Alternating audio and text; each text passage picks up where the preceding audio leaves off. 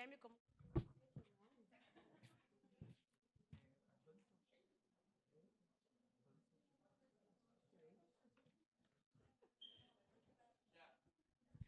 Boa tarde. Tá faltando um pessoalzinho aqui, né? Mas a gente vai começar. Quem não me conhece, eu acho que a maioria já me conhece, né? Sou a Karina, assistente social aqui da Gerar. Quero agradecer a presença de vocês e o pessoal que está nas sedes e subsedes e polos assistindo essa palestra, né? Hoje a gente tem o prazer de ter aqui uma instituição chamada Dedica, com profissionais conceituados que vão passar para vocês todo esse conhecimento em relação ao Maio Laranja. Então, primeiro está passando uma lista de presença, tá? Daí, no final, eu vou falar para vocês a respeito do QR Code ali, sobre as avaliações, tá? Então, a gente tem 3 palestrantes hoje aqui, que é a Ana Paula Furlani, psicopedagoga, formada em pedagogia pela PUC do Paraná, especializada em psicopedagogia pela PUC. Chayane Marcelo Houses, psicóloga graduada pela Universidade Federal do Paraná, especialista em psicologia jurídica pelo Conselho Federal de Psicologia. O Guilherme Vansalchek, olha que nome chique. Psicanalista e pós-graduado em psicopatologia lacaniana pela PUC Paraná, licenciatura em bacharel em filosofia pela Universidade Federal do Paraná. O currículo deles é um pouquinho maior, mas eu dei uma enxugadinha, tá? Mas eu agradeço muito a presença de vocês e chamo vocês até o palco. Obrigada.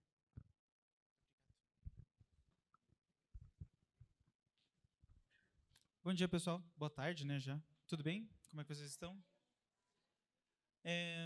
Então, hoje vamos conversar um pouquinho sobre o Maio Laranja. E antes de iniciar propriamente a palestra, a nossa conversa, eu vou salientar que, assim, esse assunto ele não é fácil. Na verdade, ele é muito difícil, né? Porque a gente não vai só falar de situações que já aconteceram, mas que acontecem e que nós vemos todos os dias, né?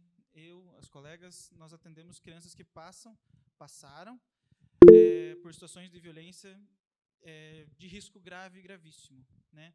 Então, quando a gente classifica assim risco grave e gravíssimo, quer dizer com risco de quase morte. Então, esse é o nosso assunto de hoje, esse é o assunto da campanha, né, do Maio Laranja, e por isso que ele não é fácil.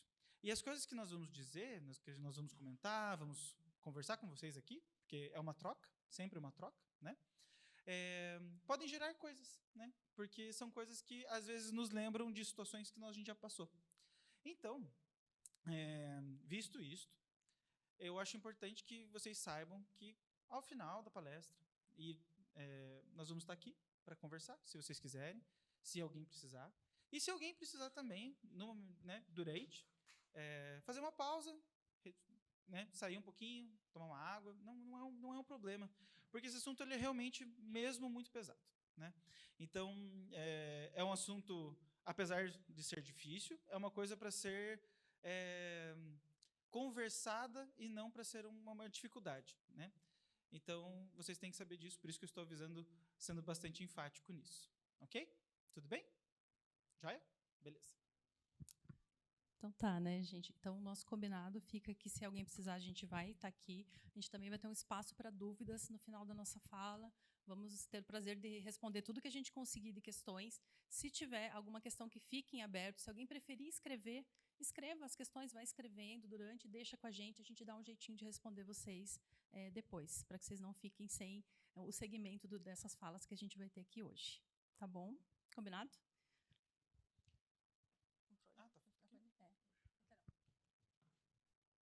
Bom, nós somos do Dedica, e o Dedica ele é um programa de dentro de uma ONG, né?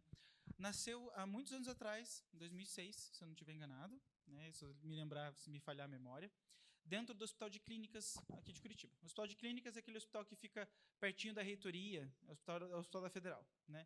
Nesse hospital, visto a quantidade de pacientes que era recebido pela pediatria, em que tinham situações gravíssimas de violência com as crianças, a doutora Lucy, que é a idealizadora do projeto e coordenadora até hoje, ela decidiu fazer um programa, que é o Dedica, que atenderia essas crianças nessas situações de violência. Então, em momentos que os pacientes chegariam ali, passariam pela pediatria, então passariam pela consulta médica, e daí ficaria evidente situações de violência, passariam também a ser atendidos pelo Dedica.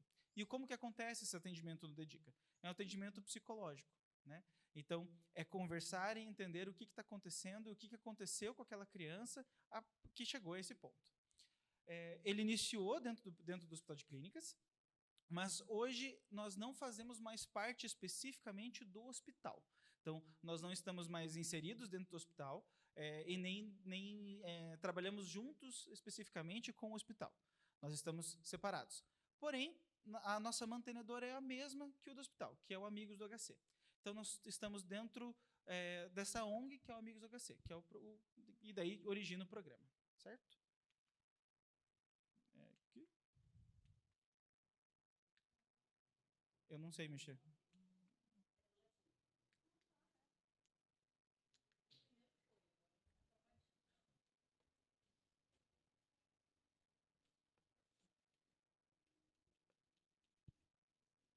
Se você quiser só passar para o lado.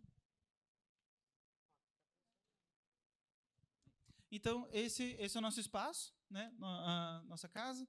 É uma casa com várias salas de atendimento. E hoje no Dedica funcionam atendimentos psicológicos, invariavelmente de pediatria, com medicina, musicoterapia e psicopedagogia. Então, esse é o atendimento ofertado pelo programa, certo?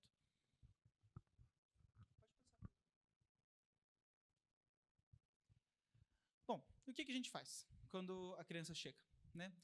Especificamente isso. A escuta, a busca dos sinais de alerta, diagnóstico, proteção legal e tratamento, e a definição em que nível de gravidade que aquele caso está. Como que acontece? Né? Qual que é o nosso fluxo de atendimento? Que isso é importante também. Então, casos são encaminhados para a gente, e a partir desses casos a gente começa a fazer as entrevistas com as crianças e com os responsáveis que vêm com elas. Às vezes, essas crianças estão acolhidas, às vezes elas estão com os pais, com as mães, né? Então, a primeira escuta Guilherme, é essa. são acolhidas institucionalmente, né? Isso. Quer dizer, a gente chama de abrigos, certo? É isso. O acolhido é a criança que não está mais dentro do poder familiar.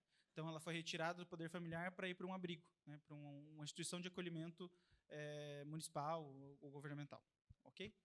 Então, essa escuta, ela começa por aí, principalmente, primeiro, com a coordenadora do programa, que ainda é a doutora Lucy. Ela faz toda essa entrevista, e essa criança passa, daí, então, para o atendimento psicológico e, consequentemente, aos outros dois, a psicopedagogia e a musicoterapia. A busca de sinais de alerta é entender, dentro do discurso dessa criança, o que ela vai sinalizar que nos mostra que passou por violência. Então, essa parte é muito importante para conseguir ver se aquele caso ele se enquadra em uma violência de risco grave e gravíssimo, para que tenha o atendimento de fato. O diagnóstico, então, né, parte se a gente acha esses sinais, se eles estão ali presentes, a gente consegue definir se aquilo ali vai acontecer, se vai ter um atendimento ou não daquela criança. Normalmente, é muito difícil que não haja, né, porque nossa brincadeira em trabalho é dizer que quando chega no Dedica, quer dizer que a rede toda já não deu mais conta, né? Rede de proteção. A rede de proteção. Rede de proteção da infância, né, e adolescência, que são todos os órgãos que devem cuidar da infância e da adolescência, de quase todos vocês aqui, eu sei que também deve ter maiores de idade aqui, mas também das crianças, e que deve cuidar para que nenhuma violência possa acontecer e prevenir, e se suspeitar, precisa denunciar também. Então, isso inclui a escola, qualquer unidade de saúde, e a gente vai falar um pouquinho mais disso, mas é a rede de proteção que o Guilherme está dizendo. E daí tratamento, né? Entender que, apesar de uma situação de grave violência ter acontecido, aquela situação ela só faz parte de mais alguma coisa da vida da criança, mas que não termina ali, não se interrompe a vida de uma pessoa só porque ela passou por uma violência, né? Então, é iniciar um tratamento, e esse tratamento se inicia pela fala, né? Se inicia pelo tratamento psicológico, pelas sessões de psicanálise, psiquiatria, né? Pode passar, por favor.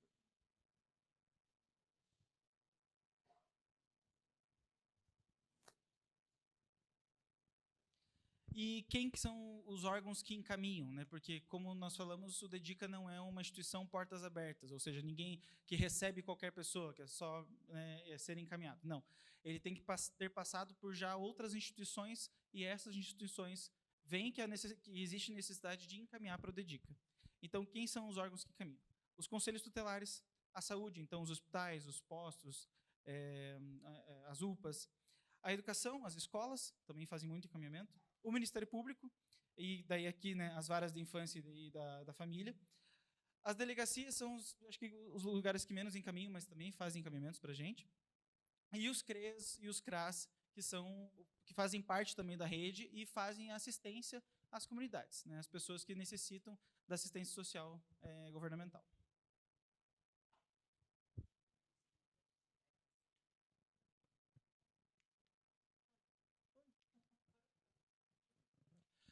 Bom, então, nós somos esse órgão e a gente vai comentar um pouquinho sobre a campanha do Maio Laranja. O que é o Maio Laranja? Passa para o outro, que isso aí é só o folder. Aí. O Maio Laranja, ele é uma campanha de combate e conscientização a respeito da violência contra crianças e adolescentes, né? Então, será que eu espero um pouquinho?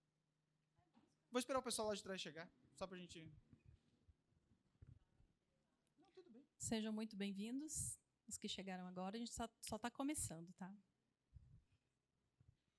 Bom, então, o Maio Laranja, ele acontece, a campanha, ela vem para homenagear um caso de violência que aconteceu, no sentido de tentar recobrar com que isso não aconteça mais, né? Que é o da Araceli, né? Ela tem um nome difícil, Araceli. Eu vou contar um pouquinho do caso para vocês, e daí vocês vão entender o porquê que ele é um caso importante. Em 1977, essa menina, Araceli, quando ela tinha 8 anos, ela está voltando da escola e ela não chega em casa, né? Os pais se preocupam, ela teoricamente teria um horário para voltar, mas ela nunca volta. Aquilo se alarma, né? Eles vão atrás, não acham, não encontram a filha, fazem a denúncia de desaparecimento dela, e dali 2 dias o corpo da Araceli foi encontrado. Isso em 1977, ok? 76, desculpa. E daí que é o problema a respeito de como que o corpo foi encontrado. O corpo foi encontrado assim. Ele estava com dilacerações da cabeça aos pés, certo? Com marcas de queimadura através de ácido. As dilacerações foram feitas por diferentes formas, às vezes por faca, às vezes por objetos não perfuro-cortantes, né? Então um pedaço de pau ou alguma outra coisa, além de mordidas por todo o corpo e principalmente na pelvis. Então essa menina, o corpo dessa menina foi encontrado dessa forma. Por isso que eu falei que era um assunto meio difícil, né? Então, quando esse corpo foi encontrado, a primeira coisa foi chamar a família e tentar fazer com que a família reconhecesse se era mesmo a menina desaparecida. O pai reconhece da primeira vez, encontra, vê semelhanças com o corpo que ele lembrava da filha, e começa-se a investigação para tentar entender como que aquele corpo foi parar daquela forma, daquele jeito. O problema é que o Brasil passava nessa época por uma ditadura militar, né? E os investigados e acusados de terem feito tudo o que fizeram, eles eram de famílias muito influentes e muito ligadas ao governo daquela época. Então, começou a ser encoberto possíveis provas e possíveis direcionamentos da investigação sobre quem teria feito e como teria feito o crime com Araceli. Ainda assim, em uma perícia que foi feita no Rio de Janeiro, que era o lugar mais avançado naquela época, né, se descobriu que ela passou por pelo menos 2 dias de cárcere privado em um porão de uma casa. Por causa das dilacerações, conseguiram ver isso. E ela teria morrido não só por asfixia, né? Então, estrangulamento, mas também por uma dose muito alta de uma droga que era usada na época. Então, ela foi, além de violentada, drogada e espancada. Bom, se começa a investigação, a investigação começa a ser manipulada, né, para que não aconteça. E por que se tornou um caso muito grande no Brasil? Porque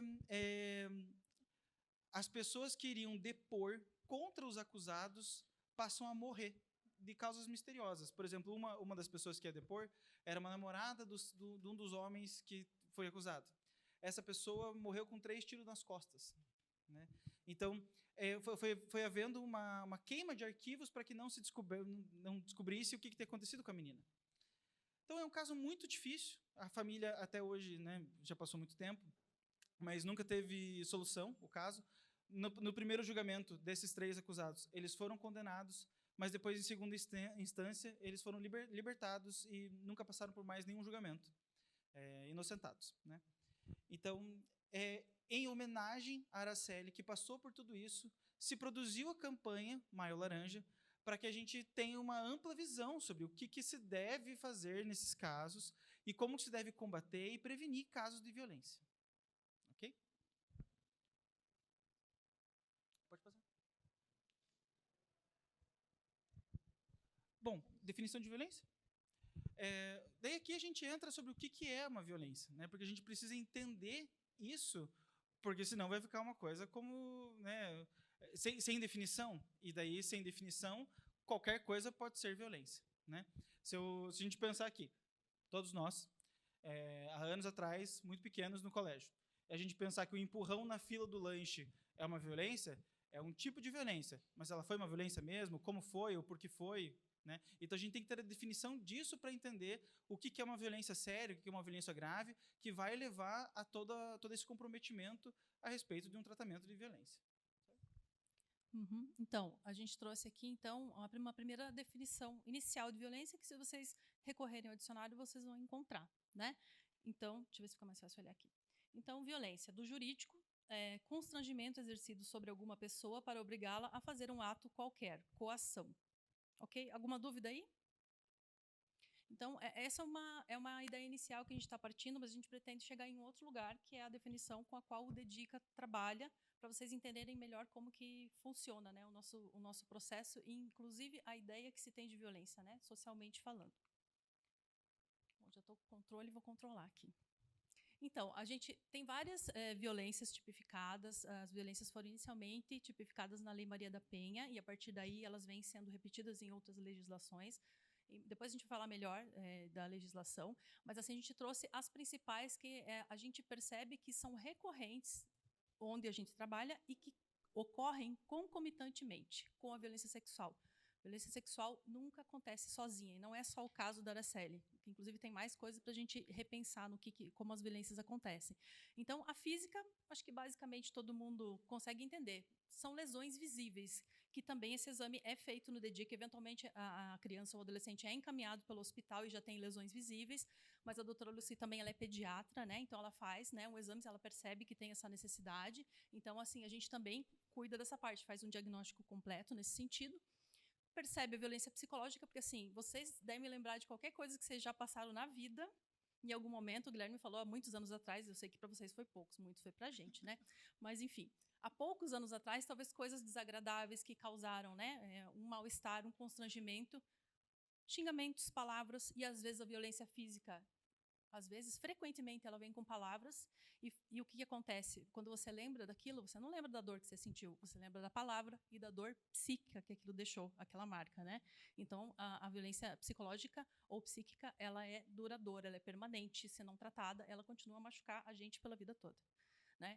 E quando acontece, então, a violência sexual, e daí a gente entende ela como uma invasão do corpo, é físico, mas também, bom, depende, né? A gente vai falar das questões virtuais, aí tem que ver o que vocês acham disso também, né?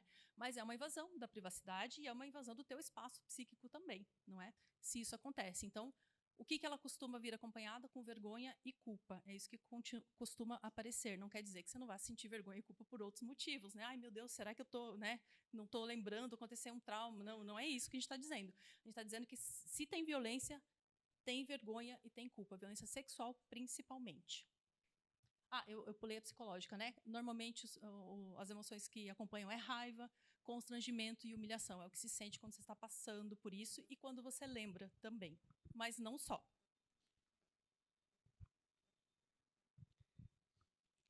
E a gente já entra no assunto direto.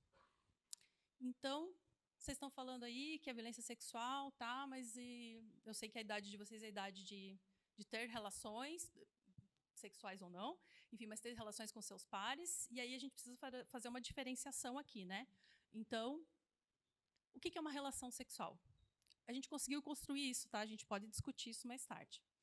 Vou ler para vocês. A relação sexual é uma atividade consensual. O que isso significa? As pessoas têm que concordar. Se não tiver concordância, não pode acontecer. E tem mais. Não adianta só falar assim, não, aceitei. E daí, de repente, o outro fala assim, ou a outra, não pode parar agora, você já falou que ia. Pode? É consensual. Em que os envolvidos têm condições de concordarem. Eu já volto aí. Respeitando a decisão de parar de qualquer momento, a qualquer momento, né? De qualquer uma das partes a qualquer momento. Então, é isso que eu disse, né? Começou, pode parar, qualquer um dos dois? Pode. Esse é um direito. Você não tem obrigação de continuar a fazer nada. Se você se sentir obrigado, constrangido por qualquer motivo, obrigada e constrangida, enfim, né? Não está legal. E você não pode permitir que essa violência também aconteça com você, não é? Vamos voltar ali às condições de concordarem. Aí a gente entra em uma questão que é uma questão legal também, mas ela é baseada, né, na ciência. Então, não se entende que um adolescente, né, pré-adolescente, adolescente, até os 14 anos, tenha condições de consentimento. Aí vocês vão levantar, não, eu conheço menina que é casada, que engravidou, que não sei o quê, 11 anos, 12 anos. Eu só vou responder para vocês, foi violência sexual. Mas ela sai com todo mundo, ela foi violência sexual. Ela não tem condições de responder por ela naquele momento. Tanto faz garotas e garotos. Eu estou falando porque com a menina é comum que a gente saiba, porque ela engravida, porque às vezes ela casa, a gente chama isso de casamento infantil, inclusive. Né? Por quê? Porque o desenvolvimento não aconteceu ainda, ele está em curso. Inclusive, na própria legislação está dizendo que é um peculiar estágio de desenvolvimento, e por isso que é necessário o que vocês estão. E se prolonga. Até por volta dos 25 anos, o cérebro, a região aqui do juízo, fica aqui na frente. Não é o siso, tá? É por aqui assim. Ele vai desenvolvendo e é por volta dos 25 anos que ele fica completo.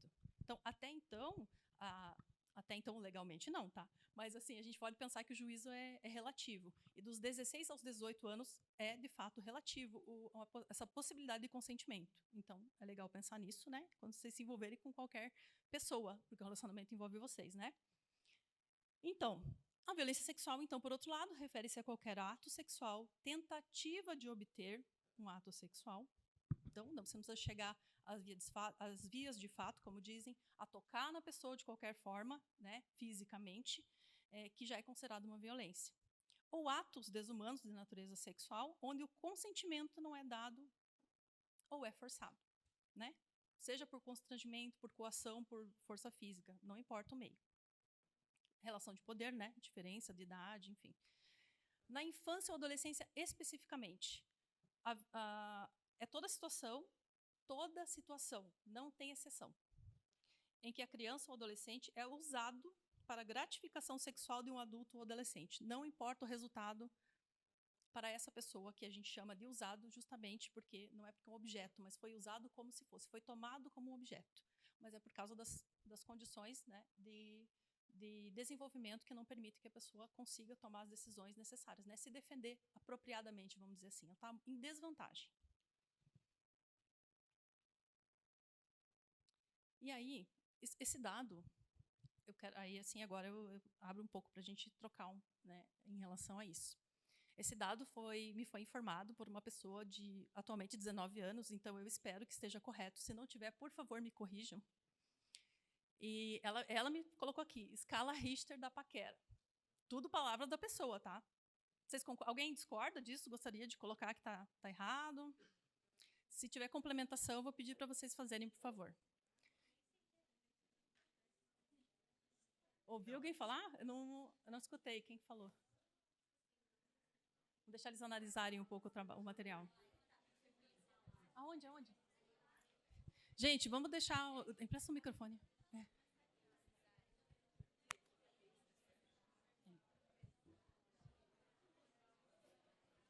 Seu nome e a pergunta. Gente, o colega quer contribuir aqui. Vamos escutar um pouquinho ele? Meu nome é Cauã. Eu tenho uma complementação para fazer, que as pessoas da minha idade têm sobre isso. É quando você não tem nada sério com a pessoa, mas não é só amigo. Então é um quase algo. Quase algo. Gente, muito bom, obrigada. Eu estou bem feliz em aprender aqui com vocês. Eu sabia que ia ter mais coisa. Quase algo. Não ouvi falar de... Tá vendo? Fui perguntar para uma pessoa muito velha. É difícil, né? Quase Então, algo é muito bom. Vou anotar. Excelente. Então tá, gente. Quem quiser contribuir, levanta a mão, a gente vai, tá? Escutar. Vamos falar dos níveis agora. E aí, quando chegar no nível, quem quiser fazer uma contribuição se manifesta e a gente conversa mais um pouco, tá bom? Amizade. Então, nível da amizade. Alguém quer dizer assim que é tranquilo? Pode, não pode? Pode ter amizade que você beija, abraça. Beija onde? Beija onde? Aonde? Difícil, né? Difícil definir. Às vezes... A questão, pessoal, é que assim, se a gente vai ter qualquer tipo de relação que seja com quem quer que seja, a gente tem que ter uma definição sobre o que pode e o que não pode. E essa definição, ela tem uma convergência com o que a gente quer e o que a gente não quer no momento, mas também algo legislativo, né? Algo que a lei autoriza e a lei não autoriza. Por exemplo, uma criança de 14 anos pode ter amizade com uma pessoa de 40? Pode. Por que não? Agora, com qual finalidade e de que jeito? Qual a definição da proximidade disso? Entende? Então, para vocês, realmente, gostaria muito de saber qual que é a definição de uma proximidade de amizade.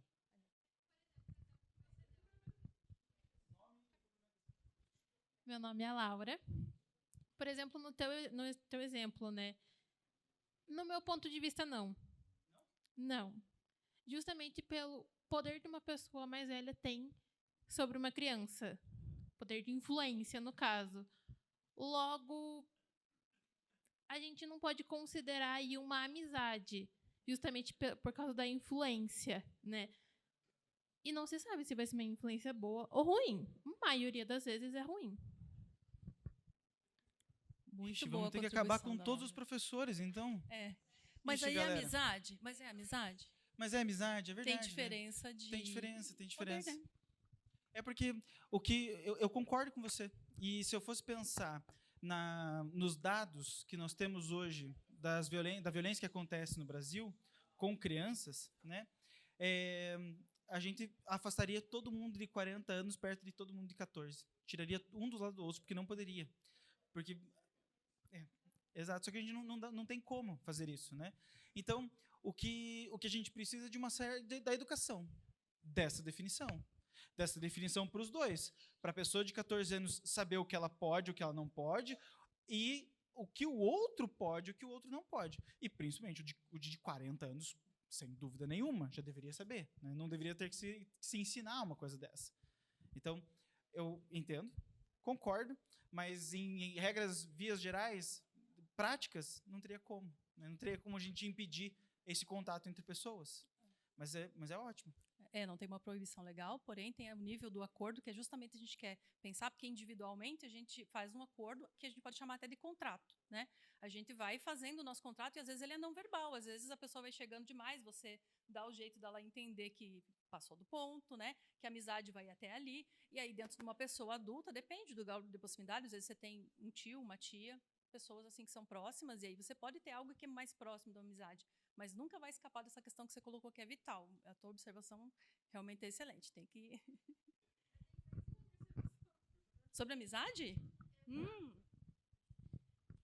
Ali na questão de uma criança de 14 anos, ainda no seu exemplo, justamente por ela não ter o córtex pré-frontal totalmente formado, justamente por ser ali lá pelos 25 anos, 30, que ele termina de se formar, essa amizade de uma criança de 14 anos para uma de 40 tem que ser supervisionada pelos pais, né?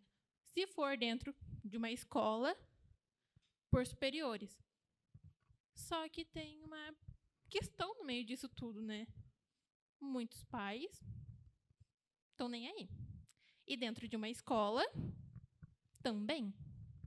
Então, assim, tem uma linha muito tênue dentro desse assunto, né? Então, é um assunto sensível do que pode ser amizade e do que não é. Não tem como uma criança de 14 anos impor o limite, né? Olha, você está qualificada para participar aqui com a gente, já está chegando Perfeitíssimo. perto, hein? Você tem toda a razão. Toda a razão. Essa é a maior dificuldade do controle e da prevenção. Porque você não tem como se posicionar, né? Uma criança de 14 anos jamais vai conseguir se impor um limite a uma pessoa de 40. Muito difícil, né? Muito difícil. Mas também o outro lado é muito impossível, né? Como é que a gente vai regular isso? Então, a questão é justamente ter esse cuidado familiar para que isso não aconteça, para que essa amizade não se passe, né? Então, a gente precisa de famílias muito atentas. E esse é o problema. Perfeito. A gente vai chegar aí. Eu acredito que...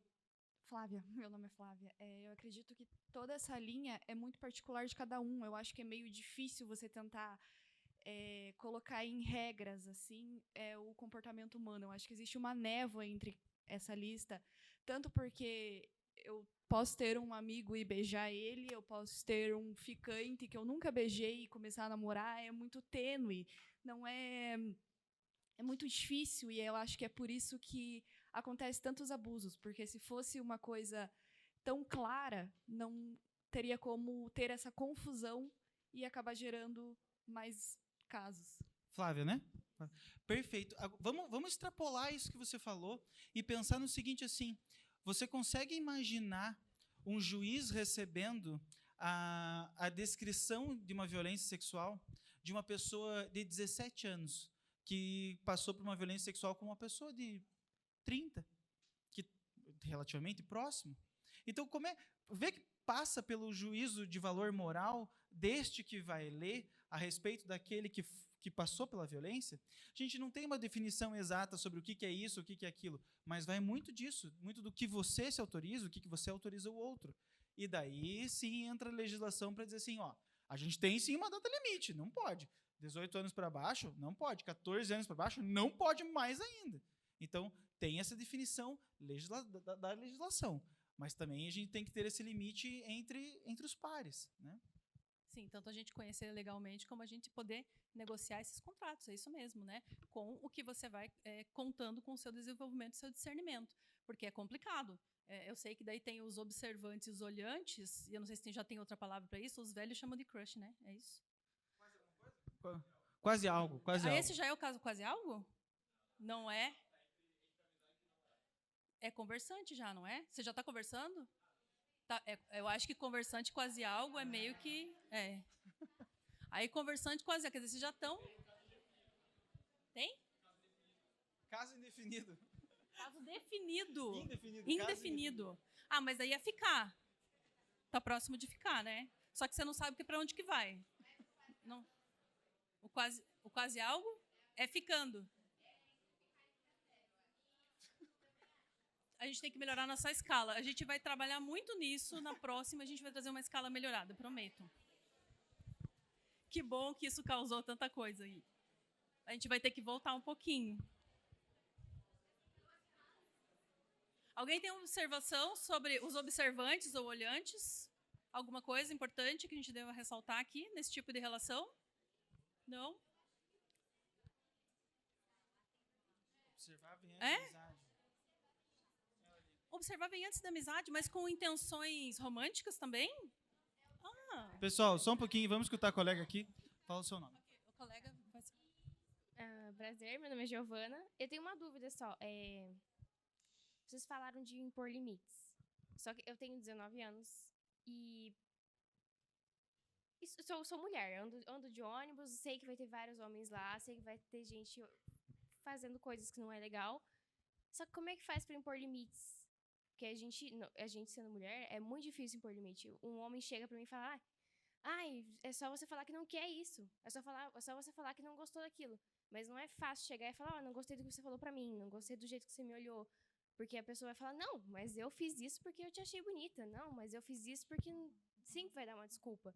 E às vezes pode ser uma pessoa muito próxima de você que faz isso, você não tem aquela coragem de falar, porque vai falar mal de você, ou vai falar que você é louca por ter imposto esse limite. Então, não acho que seja uma coisa fácil. E eu queria entender por que a gente tem tanto medo de impor limites, assim. Tipo, sei lá.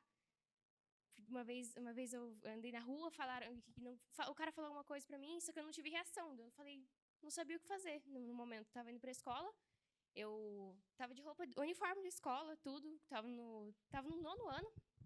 Eu tava indo sozinha pra escola e o cara tava no carro fazendo coisas que eu não queria ter visto pra mim. Aí as pessoas falaram, nossa, mas por que você não fez isso? Por que você não falou pra ele parar? Eu tinha o quê? 14 anos, eu não sabia o que fazer. Eu só saí correndo. Quando eu cheguei na escola, eu comecei a pensar no que aconteceu e comecei a chorar e eu não sabia o que fazer. Daí me julgaram porque falaram, nossa, por que você não ligou pra alguém? Nossa, por que você não fez o quê? Tipo, não é uma coisa fácil. E as pessoas falam que é fácil, só que não é fácil. E daí eu me senti super, nossa, eu devia ter feito alguma coisa. E até hoje eu penso, poxa, se eu tivesse chamado alguém, talvez tivesse, parado. Mas você fez o que você pôde, você saiu correndo, a melhor coisa, sair de perto dessa gente. Você já fez, reagiu da melhor forma possível, já para começar, né? E depois a gente vai pensar muito nisso ainda durante essa conversa. Respondendo a dúvida dela, pelo menos do meu ponto de vista, é difícil impor limite, porque nos ensinaram desde pequeno que impor limite é errado. Então, na rua, no ônibus, indo para a escola, nas escolas, em qualquer lugar, sempre vai ter alguém que vai te incomodar, que vai fazer algo que você não gosta e vai te taxar de ruim, de alguma coisa, se você impor limite àquela pessoa. Então, principalmente ali em pontos específicos de assédio, né, que acontece muito, inclusive ônibus, que acontece muito, né? Você vai impor limite para um estranho, então é aquela questão de você perder o medo. Eu vou, só daí pra gente seguir, né? Comentar as duas falas, que é muito importante. Assim, se fosse só pelo fato de conseguir impor um limite a alguém, seja ele homem ou mulher, não importa, o não fazer, não faça isso comigo, a gente não tinha mais violência no mundo, não é? Então, qual que é o problema disso? Que a violência, seja ela qual for, como for, de quem for, para com um outro, ela causa um congelamento. Então, a violência ela vem e ela arrebenta, né? Ela chega, ela escancara, ela mostra aquilo que a gente não quer ver. Isso pode ser também uma definição do que é violência. E nesse estranhamento, a primeira reação é congelar. Tipo, nossa, não queria ter visto isso. Não devia ter visto isso. E daí, sair correndo, lógico, é o que dá para fazer, né? É o que se consegue fazer. Porque, senão, né, outras coisas poderiam, mas a violência ela causa isso. Ela é de um estranhamento tão grande do nosso cotidiano, ela é uma apresentação daquilo que nunca passei, em um momento em que eu não deveria ver, de algo que eu não queria ver, que ela subtrai a pessoa. E daí, isso é um congelamento. Por isso que é tão difícil. E daí, obviamente, a gente entra em uma questão aqui social gigantesca, né? Para uma mulher, isso é uma definição, para um homem, isso é uma definição completamente diferente. Né? Enquanto uma está colocada a essa condição muito mais passiva, de passar por uma violência, o homem é estimulado a. Né? Então, é mais difícil, realmente, você está corretíssimo, é muito mais difícil para uma mulher passar por uma coisa dessa do que com um homem. Ele vai passar talvez na mesma intensidade, mas como os dois vão lidar com essas coisas vão ser diferentes. E é por isso que você não conseguiu fazer nada nessa época, porque a violência ela causa um choque. Né? Então, a vítima nunca é culpada daquilo que é colocado lá para ver. Não é possível isso. Né? Isso é um absurdo. Então, não se sinta mal. Você fez o certo, você fez o que conseguiu fazer, E isso já é uma grande coisa. Imagina se tivesse ficado ali, né? Então, parabéns por ter conseguido fazer alguma coisa. Tá bom?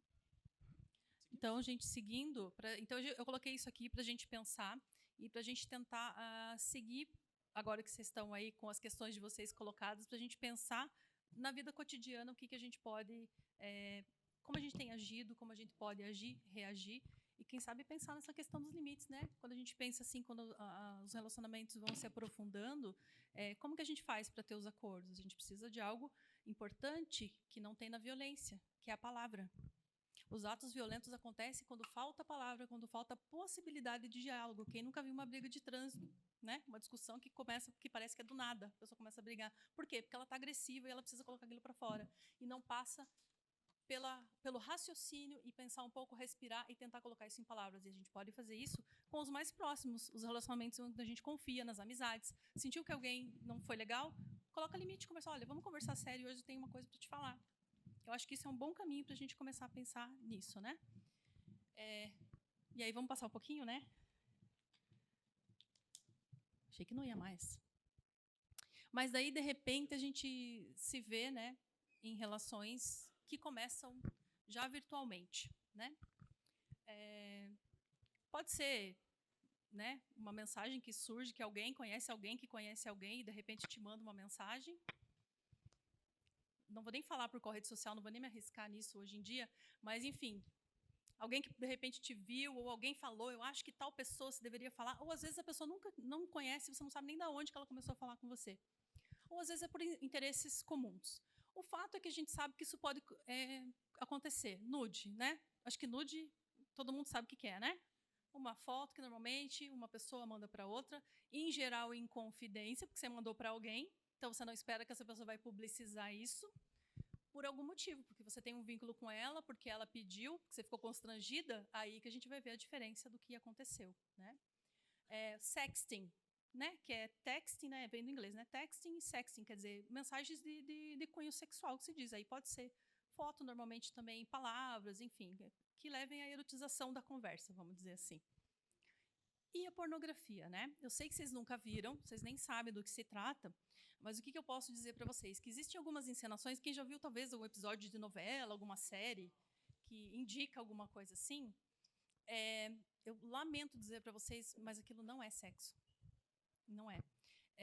Assim, existem roteiros, existe uma performance para que seja vista. Então, é importante você pensar que quando você estiver com alguém na sua frente, alguém, enfim, quando tiver alguém na sua frente para você se colocar, né, nesse momento de envolvimento que envolve a sexualidade, é importante, se você pensar e que você estiver tentando performar achando que a pessoa gosta daquilo que você viu, porque você acha legal, provavelmente não vai dar certo, né? Vai ter que conversar. Vai ser importante vocês falarem sobre isso. O que é legal, né? Conversar com o outro, entender o que é possível experimentar e se respeitar. E isso sim é relação sexual, né? Pornografia não, infelizmente. Ou felizmente, né? Não sei. Relações sem contato físico, e daí? Não é violência, porque a gente nem... Tá lá no, sei lá, tá em Portugal, a pessoa. E daí? Não sei, você se sentiu mal, se sentiu constrangido em algum momento? Né? Então, assim, quem sabe sempre é quem passou pela situação, né? Há situações que a gente vai falar talvez um pouco mais a fundo, mas todo mundo entende bullying, acho que bullying é muito falado hoje em dia, né? Então, é uma violência que acontece sistematicamente, repetidamente, né? Cyberbullying acontece via...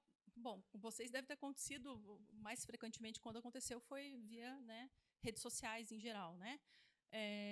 Stalking, que é crime recentemente, né, que é perseguição, ela pode ser também via, né, remota, né, pode ser via web.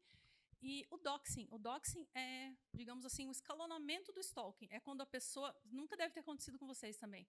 A pessoa vai e procura um monte de coisa, fica stalkeando a outra pessoa, aí acha alguma coisa e publica aquilo. Né?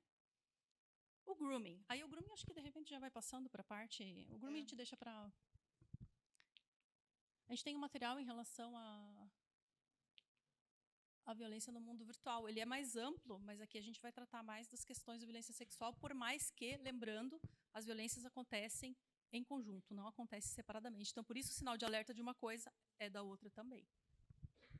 O que eu acho que é legal a gente lembrar e pensar que se modifica depois das redes, né? Que assim, o corpo ele é colocado como um objeto, né? Dentro da relação sexual, ele é um dos modos que ele pode assumir é esse, a colocação como um objeto. Nas redes, ele está sendo falado, visto, mostrado, perseguido, violado, sempre nesse sentido de objeto, porque é assim que se dá dentro de uma rede. Então, por isso que o meio hoje, né, todas as redes sociais, Instagram, Facebook, TikTok, eles expõem uma possibilidade do corpo que é essa de servir como objeto. Então, gente, dancinhas do TikTok, eu sei, um sucesso bem grande, né, mas tem tantas que são tão promíscuas quanto qualquer cena pornográfica, né? Ou pelo menos que sugerem isso. Então, a violência, nesse sentido, ela pode estar mais suavizada para um público e ser muito mais intensa para outro. O perigo aqui, daí, então, é aquilo que a gente já tinha comentado, né? Que nós precisamos de algo que regule, de pessoas que vejam, não, isso aqui dá para ser visto, isso aqui não dá para ser visto. Essa criança aqui pode interagir com isso, essa criança não pode interagir com isso aqui. Vocês jogam Roblox? Meu Deus. Então, talvez eu tenha um problema particular com o Roblox. Eu odeio o Roblox.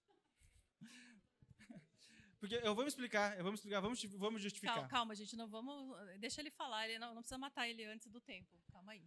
Porque, assim, se vocês forem pensar e vocês estiverem por dentro da questão dos jogos, dos games todos, de como eles aconteciam, não muito, 10, 6 anos atrás, a interação com o outro online era muito menor. Era muito menor. Há 15 anos atrás, ela praticamente não existia. Ela não existia.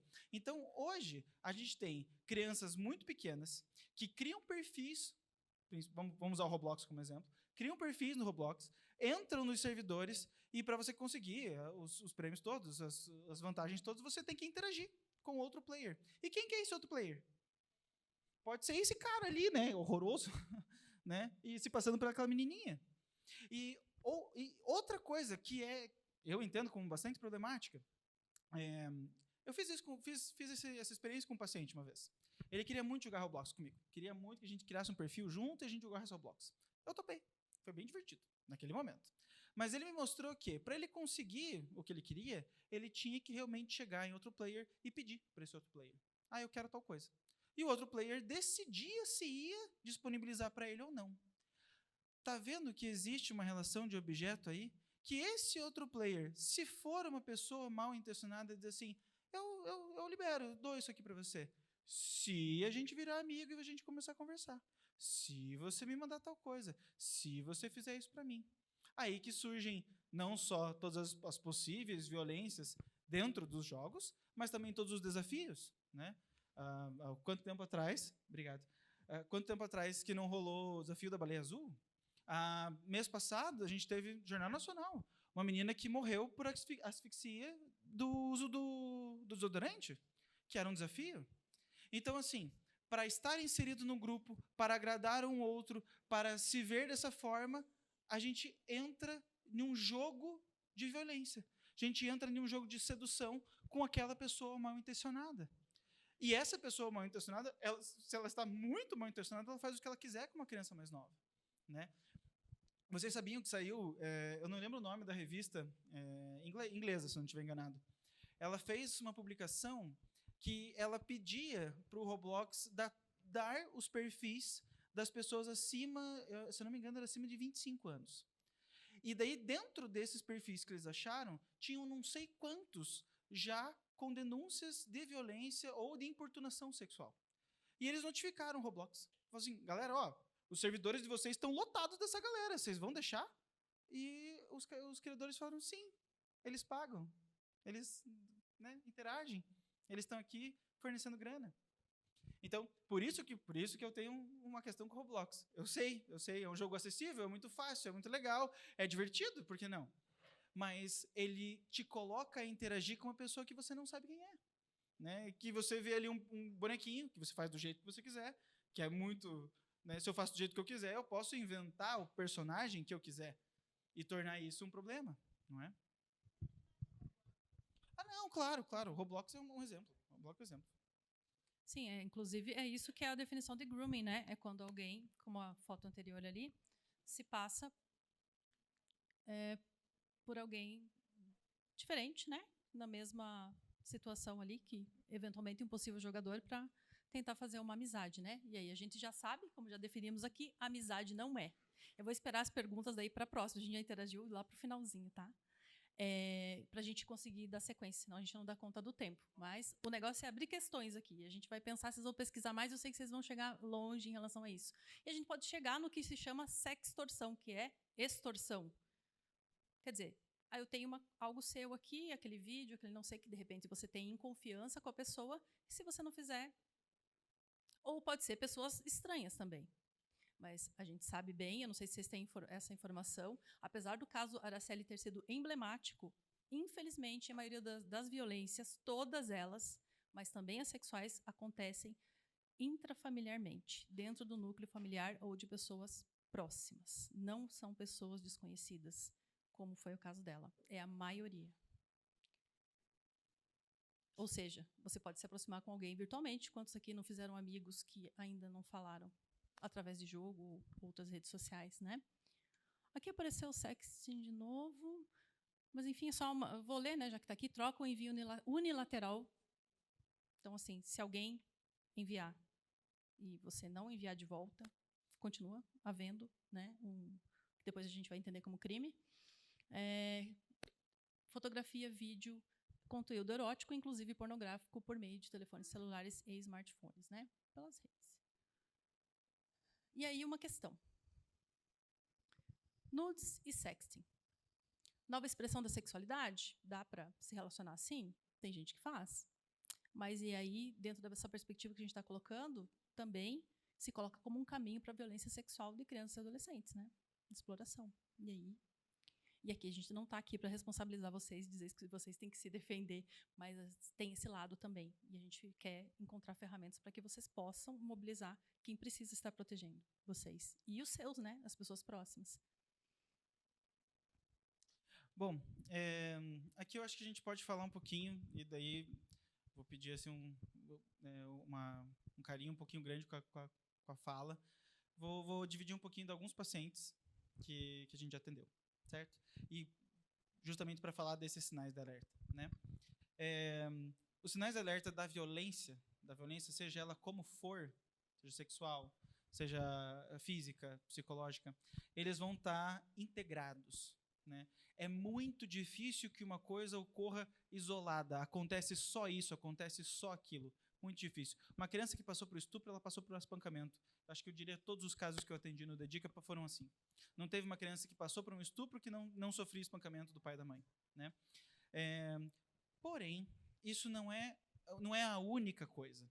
O problema, e como que a fala surge dentro da sessão terapêutica, é que a criança se entende responsável por aquilo que ela viveu. Então, o agressor, seja ele quem for, ele tem esse poder, vamos colocar dessa forma, ele tem essa sedução que é dizer para a criança, não conte para a mãe, não conte para o pai. Às vezes é a mãe, às vezes é o pai, fala um para o outro, para não fazerem isso. Ou então uma ameaça de dizer, se você fizer aquilo, tal coisa vai acontecer. Se você contar para os responsáveis, ou para a mãe, ou para o pai, ou seja lá para quem for, eu vou fazer tal coisa com a sua mãe, eu vou fazer tal coisa com o seu pai. Né? Então, ele gera dentro da criança, dentro da vivência daquela criança, essa culpa. E culpa em excesso, culpa por sentir culpa, culpa por ter vivido, culpa por ter passado por aquela situação, culpa por estar ali, culpa por ter culpa. Pode gerar autoagressão. Né? E a autoagressão, ela é sempre uma escala. Né? A culpa também. Todos esses Esses sintomas, eles são escalas, né? Eles vão aumentando de pouquinho, pouquinho, pouquinho, pouquinho, até virar uma grande coisa. A autoagressão aqui culmina no suicídio, né? Uma pessoa que está o tempo inteiro, que se corta, que se bate, que se não se gosta, que se desvaloriza, ela é propensa a chegar. É propensa em pensar em terminar com a própria vida, sim, porque as coisas estão ruins. Só que é lembrar que essas coisas que acontecem não são de culpa da vítima. Nunca. A vítima nunca é culpada. Nunca, jamais. Não tem como, né? Porque sempre exerce nessas situações de violência, sempre há com uma questão de autoridade, com uma questão de poder, com uma questão de afeto acima daquele que é vítima. Senão não haveria crime, né? E daí a autoagressão leva a esse castigo, a essa vontade de punir-se, né? De eu quero me bater, eu quero fazer isso comigo, porque a dor no físico vai aplacar coisas que eu sinto emocionais. Essa angústia gigantesca que está dentro, né? O Guilherme falou das autoagressões diretas, mas a gente tem indiretas também. Busca do fracasso em vários aspectos. Às vezes a pessoa, e assim, não é que a pessoa, a gente tem que pensar, estamos falando aqui, né, desse lugar, da psicologia, da psicanálise, então a gente entende que existe algo que chama inconsciente. Quer dizer que a pessoa não faz pensando, hoje eu vou fazer. A gente sabe que não é assim que funciona. Mas lembra que quando eu falei que a violência contra si próprio, vamos pensar no cutting, né, na pessoa se cortar, é falta de palavra? E a gente sabe que é isso que acontece, é isso que a gente escuta. Faltou palavra, a pessoa não sabe o que é aquilo e ela vai para o corpo. Por isso que precisa passar pela palavra para a pessoa entender o que está acontecendo. Porque se a pessoa não vai diretamente e se machuca, ela tem comportamentos de risco. E aí a gente pode enumerar várias coisas. A gente pensou em uns aqui, mas atitudes promíscuas. E aí você pensa assim, não, aquela pessoa, nossa, sai com todo mundo, faz isso, mas você não sabe o que está se passando, né, na vida dessa pessoa. Um bom sinal não é, ela não está se valorizando, né? Então alguma coisa está acontecendo. Né? Heteroagressão, e daí no caso autoagressão, né? Agredir-se a si mesmo. Heteroagressão é começar a arranjar briga, para no fim apanhar, eventualmente, muitas vezes. E não, como eu disse, não é que a pessoa vai pensar e planejar fazer isso, mas ela vai estar, de repente, sempre brigando porque ela não está dando conta daquilo que ela está sentindo. Né? E isso, gente, não é exclusivo da situação de violência só em si, mas acontece sempre nas situações de violência, é o que aparece. Tá? Se pode se entregar a vícios e dependências, que também é considerado um comportamento de risco, e é uma espécie de fuga também, né, para você não ter que pensar, porque às vezes a pessoa já não consegue dormir, está perturbada, enfim, né, e não tem com quem falar. A delinquência, porque também é outro jeito, inclusive, de encontrar uma punição, eventualmente, né, ou de sentir que está tendo alguma vantagem e tirando algo, né, e ganhando algo, vamos dizer assim, ou deixando de perder. E aí a chegar que a pessoa já não consegue, talvez, ver um objetivo na vida. Eu sei que isso aqui é de longe o caso de vocês, né, são jovens que desde cedo já estão, né, no mercado de trabalho, trabalhando e se esforçando por isso, mas eu aposto que vocês já tiveram pensamentos a respeito, que vocês podem conhecer pessoas que já passaram por isso, e é importante vocês saberem, né? E chegar, então, nessa situação de ela fica numa insatisfação, a pessoa completa consigo mesma. E eu não digo assim... A gente nunca está plenamente satisfeito, isso é bom, porque isso faz a gente correr atrás e procurar coisas na vida. Mas é numa insatisfação que a pessoa já não tem vontade de fazer nada, porque ela não tem objetivos na vida, e nada para ela traz algum prazer, alguma satisfação, nada é bom de fazer. Né? Quer dizer, a pessoa já está numa situação em que ela precisa e muito de ajuda. Quer complementar? Pode passar. Bom, os sinais diretos, né, esses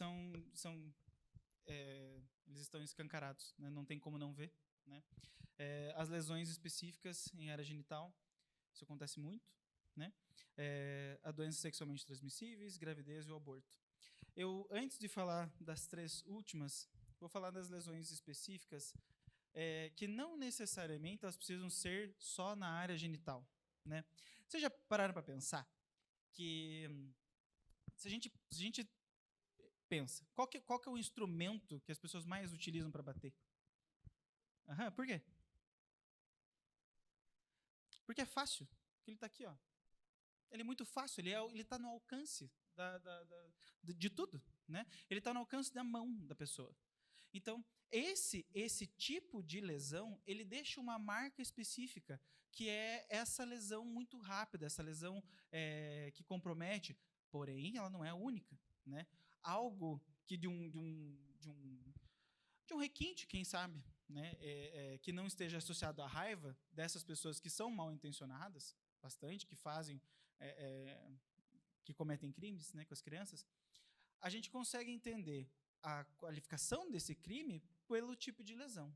Então, a lesão de uma chinelada, deixa a marca do chinelo, dá para ver que foi assim, que foi muito rápido, que foi ao que estava ao alcance daquela pessoa que agrediu, que bateu em uma criança. Porém, a lesão de uma mordida é outro tipo de lesão, né? A lesão de uma faca, de um corte, é um outro tipo de lesão. A lesão de um espancamento que está concentrado em uma área só na bunda da criança. A criança só bateu só na bunda da criança, não bateu em lugar nenhum mais. Então, dá para a gente uma noção de que daquela cena que foi feita daquele espancamento, ela foi pensada. Ela foi, eu vou sentar aqui, você vai sentar no meu colo, eu vou te bater só na bunda, né? Então, o tipo de lesão marca para a gente a intensidade desse crime. Vou dividir. Eu tive uma paciente faz mais ou menos algum tempo, em que a mãe e o padrasto, eles bateram em um lugar muito específico, nos olhos da criança. Nos olhos. E ela teve uma lesão muito séria, no rosto como um todo. Assim. E daí a gente tentava entender, né, como que aquilo tinha acontecido, o porquê nessa região, o porquê bater nos olhos. Porque ela tinha visto alguma coisa? Porque ela fez alguma careta para eles? E daí o olho é o que mostra, né, essa região? Então, percebe que o tipo de lesão que acontece, aonde ela acontece, ela pode denunciar o tipo de crime? Ela pode denunciar a intensidade daquele crime? Bom, e daí falando das outras três, né, elas estão intimamente ligadas às violências sexuais, né? Agressores que têm doenças sexualmente transmissíveis, ou gravidez, ou então o aborto. No Brasil, a taxa de meninas de 14 anos que abortam, que estão grávidas e que estão casadas é gigante, imensa. E, peraí, isso não é crime perante a Constituição? A gente viu atrás, faz 5 minutos a gente viu que é crime, não pode. Mas elas estão lá, tendo filhos, casadas, tendo relações sexuais com pessoas mais velhas. Como que esse dado existe, como que é autorizado, ou permitido, ou não visto, né?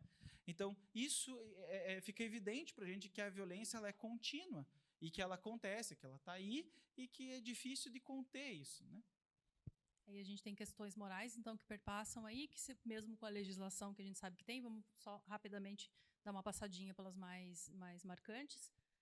Engravidou, se alguém sabe que abortou, o que a pessoa é chamada? Vocês sabem, não vamos precisar falar aqui, vocês têm em mente do que se fala de uma pessoa que passou por isso.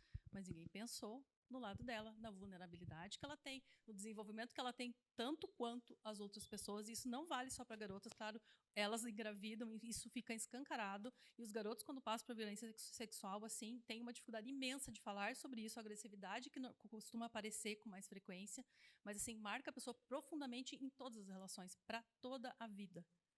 Por sorte, tem jeito, mas a gente vai falar disso. Então, por isso que está escrito aqui, a vítima passa a ser ré, no sentido de ser julgada socialmente, né? Em alguns casos. Então, legislação, para vocês, acho que isso aqui é importantíssimo todos saberem, por isso que eu vou ler. Tá? Primeiro, qualquer tipo de violência é crime, não tem exceção. Claro que a gente vai relativizar e você não vai para a polícia se, né, alguma coisa que pode ser resolvida ali entre as pessoas, né, porque, enfim, a gente sabe que tem coisas muito graves acontecendo, mas a gente tem que saber, se sentiu mal, é preciso ver aonde ir com isso, até onde a gente pode ir. E para isso a gente tem que saber. Então, esse é o artigo 227 da nossa Constituição Federal, que coloca os princípios de funcionamento, né, da nossa legislação. Né?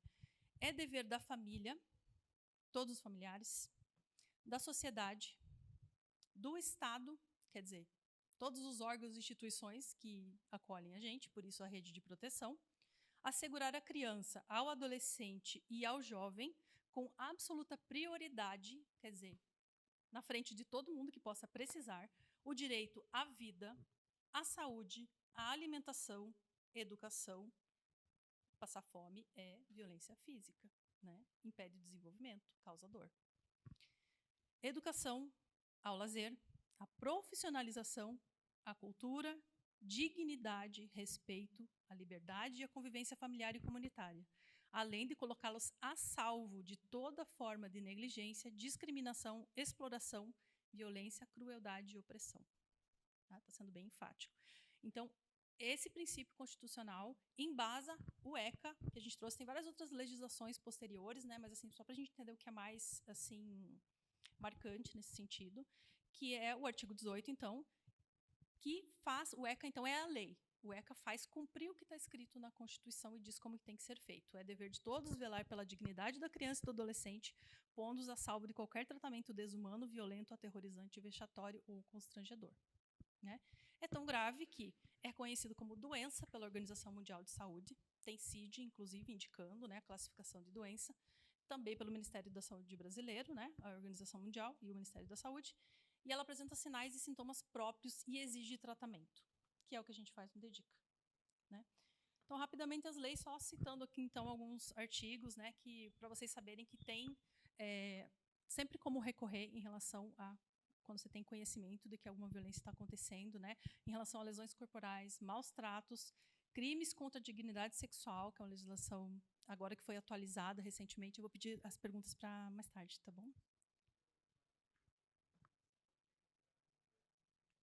Violência. E tem CID. Aham. Só que eu não lembro qual é, mas depois eu te falo. É considerado uma doença, apesar de ser uma questão que ela tem múltiplos fatores, por isso, inclusive, a equipe do DEDICA é multiprofissional, né, ela atinge a saúde da pessoa como um todo, por isso é considerada como doença. Mas, como vocês podem ver, a esfera do direito atua muito fortemente, né, para prevenir a violência, justamente porque as consequências levam para a vida. Então, se acontece na infância, a pessoa, né, se não tratada, se não prevenida ou tratada, vai sofrer disso durante muito tempo da vida dela, né? E aí os cybercrimes também, que é mais atual, né? Crimes contra a dignidade sexual, acho que vocês têm uma noção, né? Tem agora importunação sexual, tem a questão do assédio, né? Todo mundo já falou um pouco sobre isso. Acho que é uma coisa mais de conhecimento geral, a gente pode deixar para as dúvidas, se for o caso. E a gente colocou em destaque aqui, então, o artigo 240, porque a gente sabe que a gente, às vezes, deixa passar coisas, né?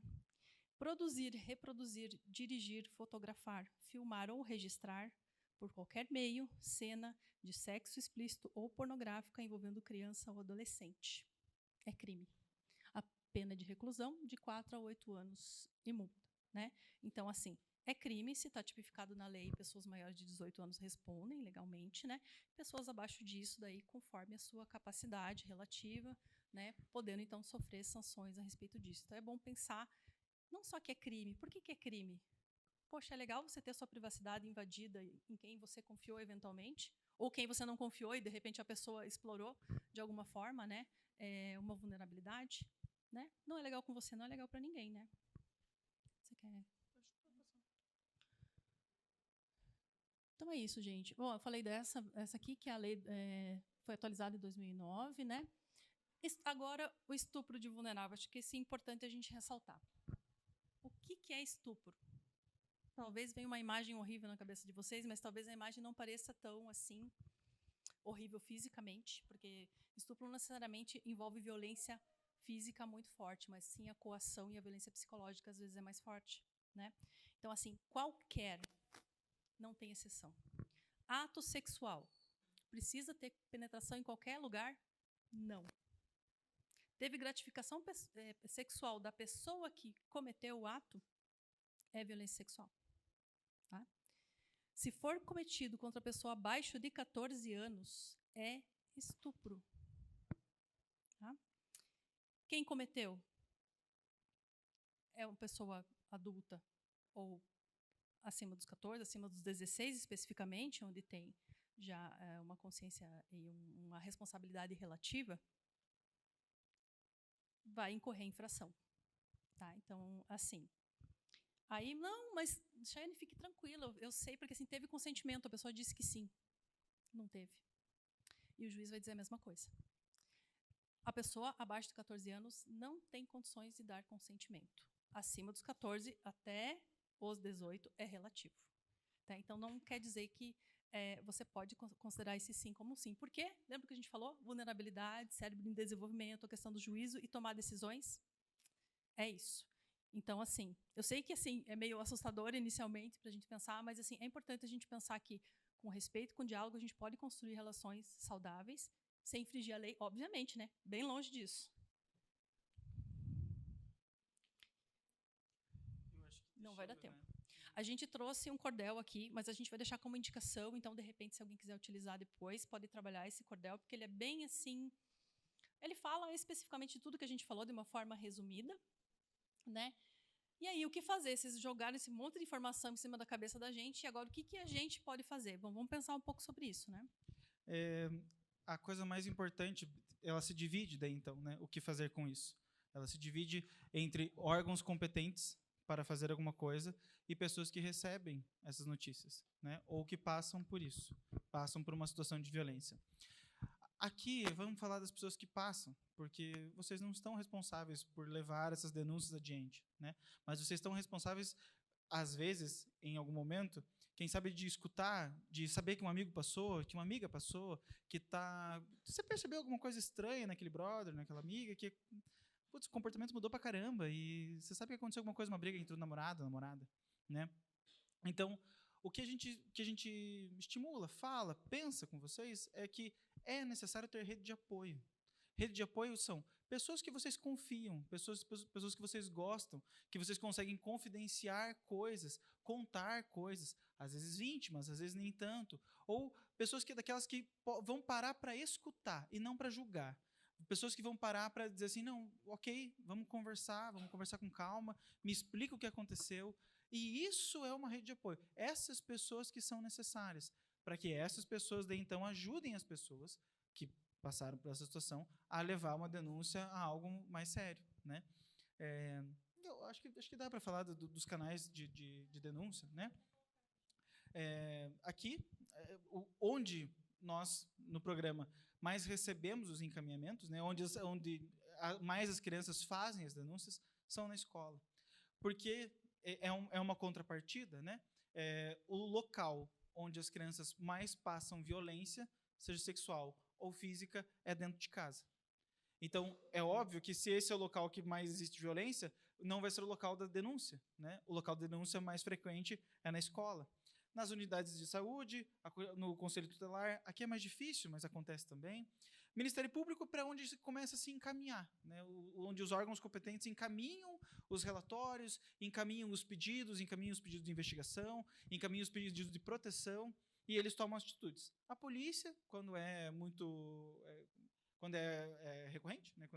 Quando flagrante. É crime flagrante, aconteceu Isso. na hora, você tem uma situação ali, você vai direto, você pode chamar ou ir até uma delegacia, ou no CRIA, delegacia especializada, ou liga para a polícia 190, está acontecendo alguma coisa, você presenciou, enfim. É o canal de emergência, você não vai ficar esperando, eu vou esperar o conselho tutelar. Não, você vai ligar para a polícia agora, né? E o Disque 100, em que é o canal mais acessível hoje e é o canal que a campanha Maio Laranja recomenda, né? O Disque 100, todas as denúncias feitas para o Disque 100, elas são averiguadas. Todas. É obrigatório. O órgão que faz essa verificação é o CREAS, né? Ele tem que fazer, é obrigatório. Ele tem que participar, tem que ir, tem que ver o que aconteceu, tem que entender o porquê que foi feita uma denúncia. Nem que seja só ir para a casa da pessoa e ver o que aconteceu. Daí vai da competência dos funcionários que trabalham nesse programa. Mas ela tem que ser verificada. É obrigatório, é lei, né? Mas a gente não pode ir até o Ministério Público? A gente pode, né? Você foi até o Conselho Tutelar, você viu que não deu ali, parece que você não foi ouvido, não foi legal. O Ministério Público é o órgão que representa o que a gente chama de direitos difusos, quer dizer, o direito da coletividade, ou seja, tem uma vara especializada no direito da infância e da adolescência. Então, é lá que você vai conseguir ser ouvido, se, por exemplo, o Conselho Tutelar demorar. Se você não conseguir mais ajuda, lá é um lugar seguro para que você procure alguém para que ajude você a se defender ou alguém próximo. Agora vai parar, é? Mas no fim, olha o tipo, dá para passar? Parou. Essa é uma frase, eu vou ler para vocês, uma frase da nossa coordenadora, doutora Lucy Pfeiffer.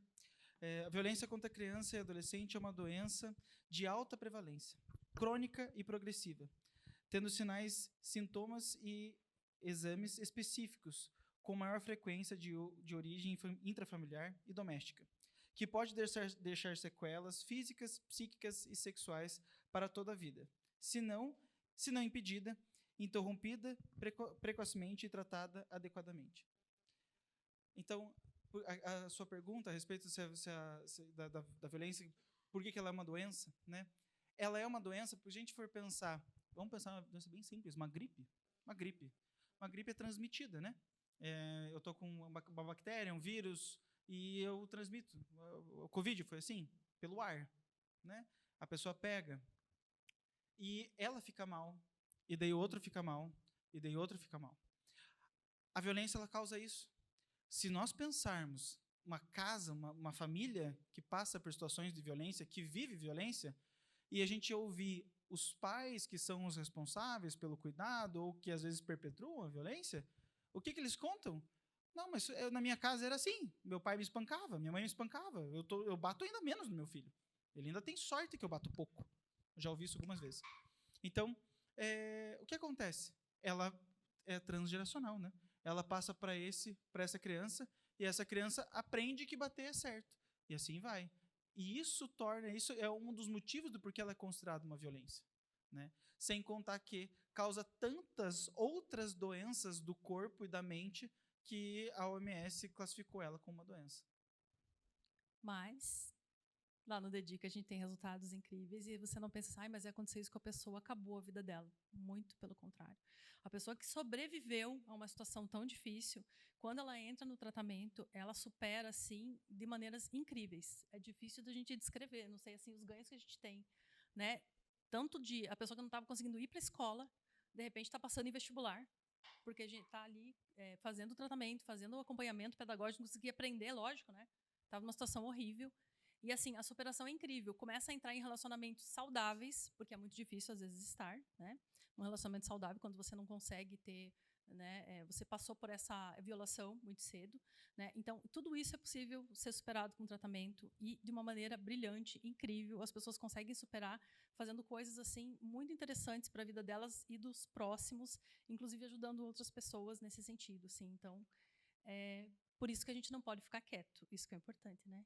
Encontrar canais para a gente conversar com a rede de apoio, com as pessoas que estão disponíveis, e nós ficaremos agora, claro, um pouquinho. Agradecemos aí pelo tempo de vocês, a gente sabe que é um assunto difícil, mas é muito importante circular a palavra a respeito dessas coisas que são difíceis, porque, enfim, vocês que estão na formação aí de vocês, acredito que vai fazer uma diferença, espero que faça, positiva na vida de vocês. E é isso, eu queria voltar aqui só para deixar os canais.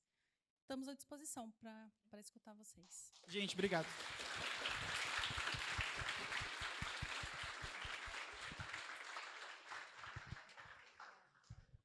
Alguém quer fazer alguma pergunta para eles, aproveitar?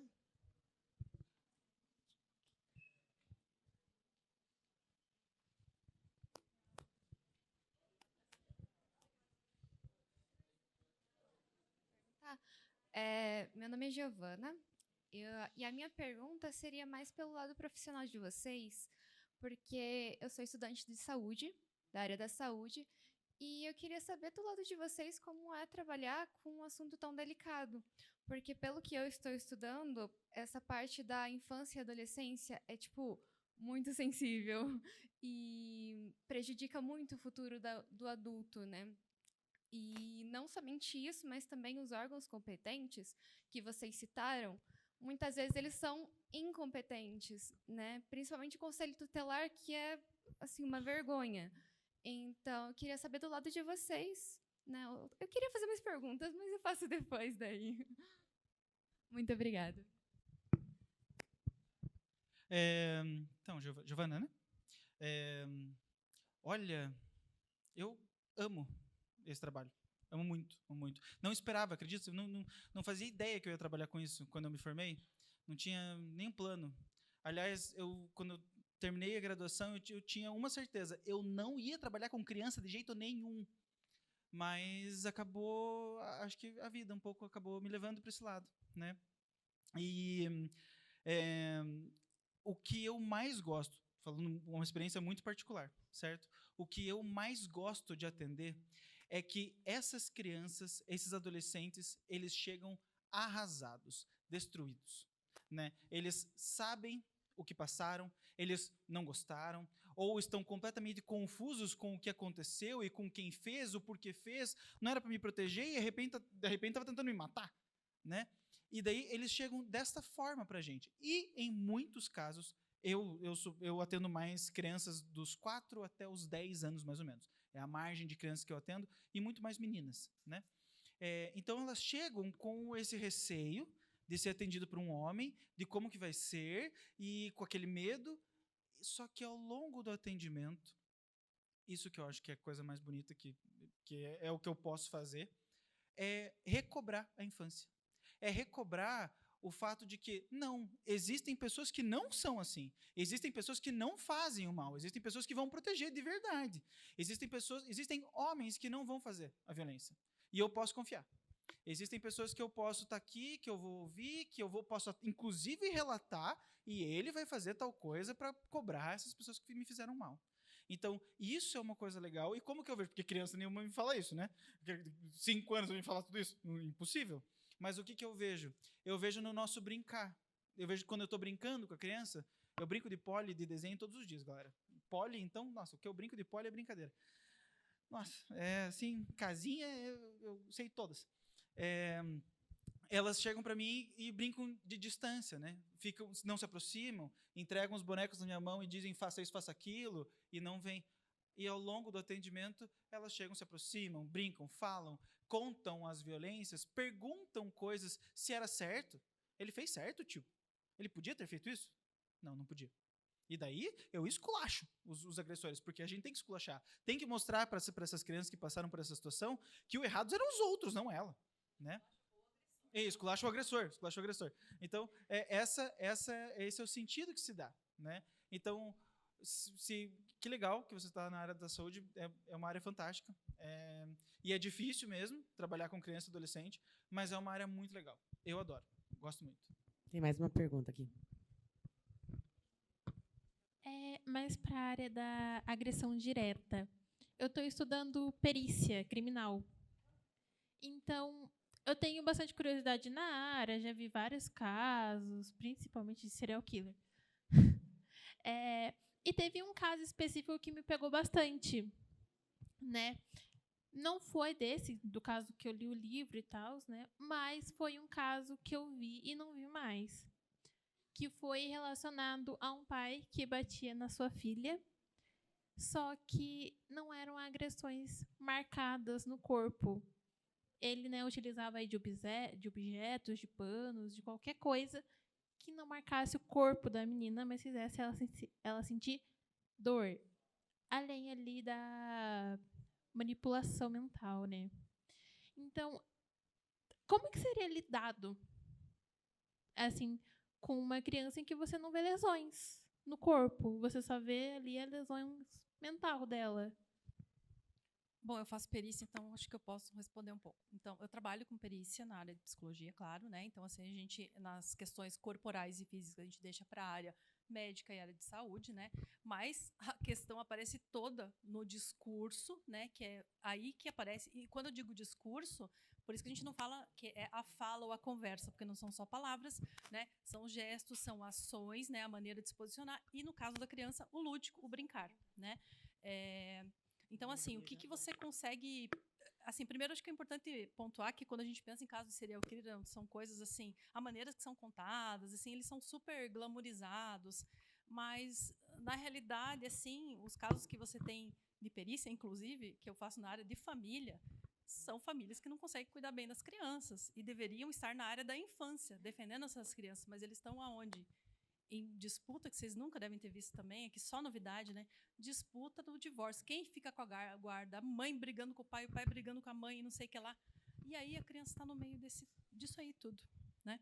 Agora, quando a gente pensa numa coisa mais grave, e às vezes acontece, falsas denúncias de abuso sexual, por exemplo, e aí eu usei a palavra abuso. Eu acho importante que a gente estava deixando passar. Apesar de estar escrito abuso ali, nós não dedica especificamente, mas quem trabalha nessa área de direitos humanos em relação aos direitos da criança e adolescente, a gente não usa o termo abuso, tá? É violência. Por quê? Algum de vocês aqui é objeto para ser usado e abusado? Porque a gente fala abuso de substância. Abusei da comida hoje. Não tem gente que fala? Criança é gente, é sujeito de direito. Então, é violência, como com qualquer outra pessoa. Por quê? Porque se uma criança, às vezes, fala o que aconteceu, nem sempre ela tem credibilidade, né? Então, é importante lembrar disso. Aproveitei aí a questão. Então, assim, quando você pensa em perícia, a gente analisa muito o discurso, a gente faz várias entrevistas, né, analisa todas as pessoas próximas, o contexto ali que foi trazido, se for na área criminal também, né, para descartar, por exemplo, uma denúncia de violência sexual, quase que eu falei abuso agora de novo, usei a palavra intencionalmente, esqueci. Então, de violência sexual, e às vezes o que vocês devem ter ouvido falar, que é alienação parental, né? Um dos pais não deixando, às vezes não são os pais, pai e mãe, mas outras pessoas próximas. E a gente faz uma sequência de entrevistas para entender. E isso vale para qualquer área, se for a pessoa que é, por exemplo, vocês devem ter visto já a série Adolescência, ouvido falar, né, que acontece ali uma situação que não é a perícia em si, né, assim, é uma parte de uma perícia, numa situação ali que aconteceu, mas é um tipo de entrevista mais ou menos assim que se desenvolve, pode ser criança, adolescente, se for vítima, se for acusado, independente disso, né.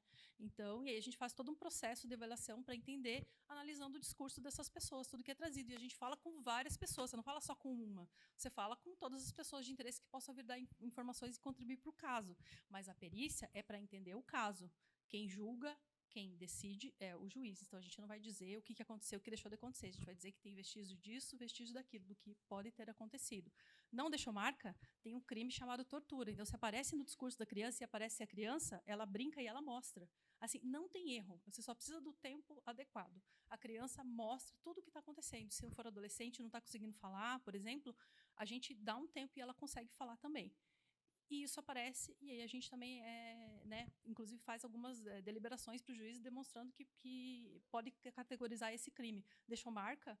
Tortura é pior. Tortura é um crime muito mais grave do que a violência em si, que é cheio de violência, mas justamente para não deixar marcas em muitos casos, né? Então, não sei se eu respondi, mas tentei falar ao máximo aí.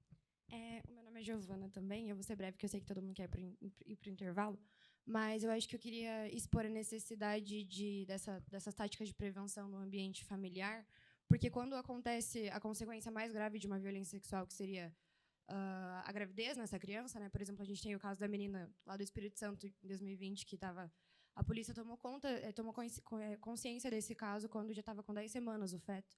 Então, o Hospital de Vitória se recusou a fazer o aborto. Essa criança sofreu toda essa exposição, esse processo burocrático para ser curada de uma coisa que ela nunca vai ser, né? Então, eu só queria expor que é necessário que a gente faça a vigilância dessas crianças em casa, e porque a gente não tem um governo que tenha educação sexual nas escolas. Então, é isso que eu queria falar disso. Alguém mais? Aqui, ó, faz tempo ela está esperando aqui.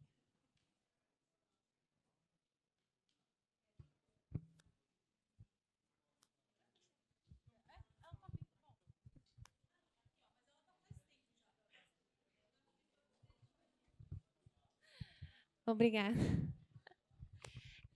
A minha pergunta está bem interligada com o que ela disse na parte de identificar o abuso.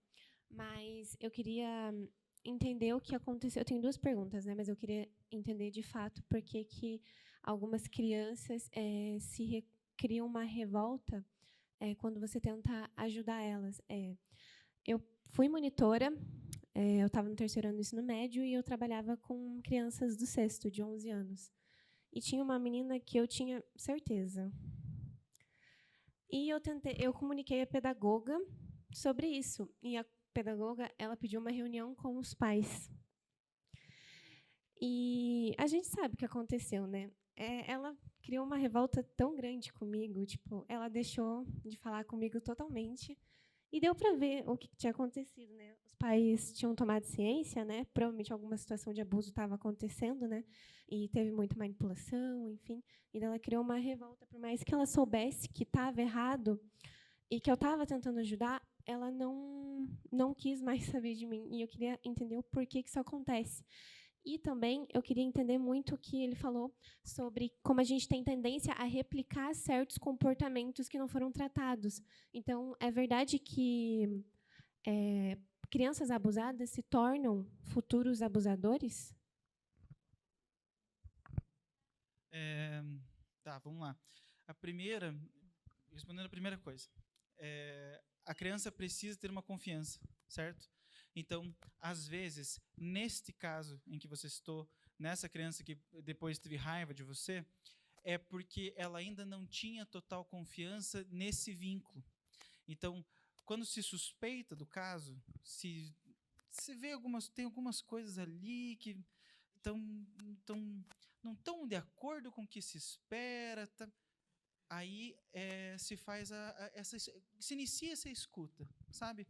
Se pergunta se está tudo bem, se começa a criar esse vínculo, e não que você não tenha feito, eu acredito que você tenha, mas esse vínculo com a criança, ele demora a acontecer.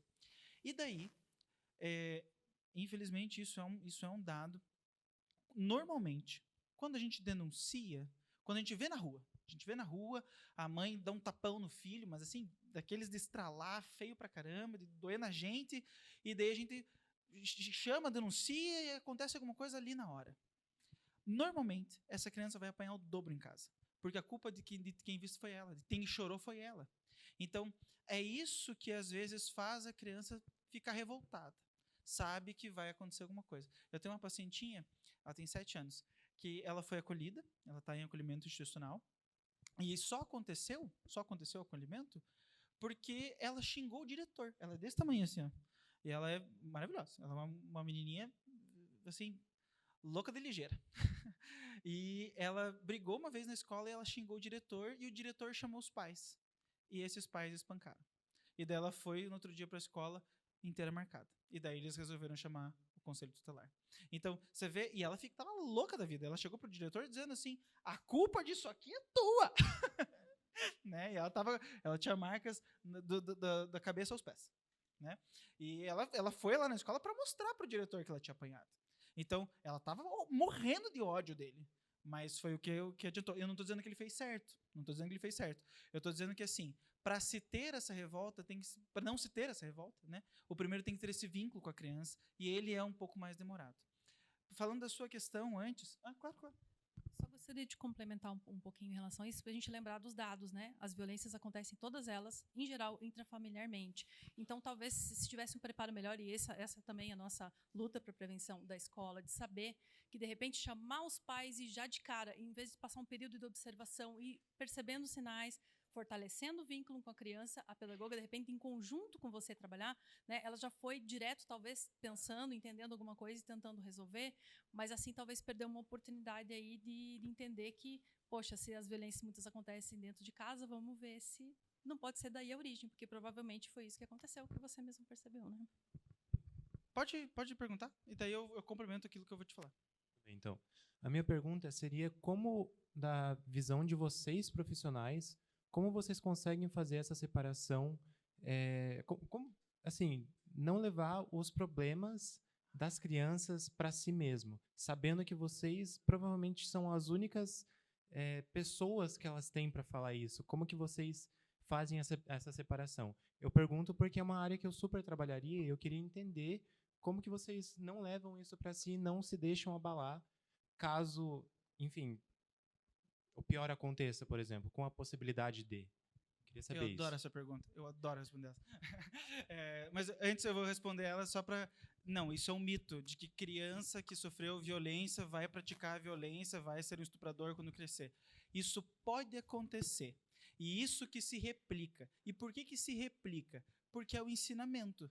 Se a gente for lembrar lá daquele exemplo que eu dei, de pais que batem nos filhos, os filhos que batem nos filhos e dizem, eu apanhei muito mais, ele está apanhando pouco. Né? A questão da violência sexual ela se perpetua aí, ela continua nesse sentido também, mas não necessariamente. O que se ensina com esse ato é que existe uma causa, existe algo que a criança fez, e daí há uma punição pelo espancamento ou pelo estupro. Mas não necessariamente essa que passa por essa violência vai dizer, eu vou fazer isso, vou fazer a mesma coisa. E, óbvio, se tratado, se pensado, se falado dentro de uma situação de análise, isso se dissolve.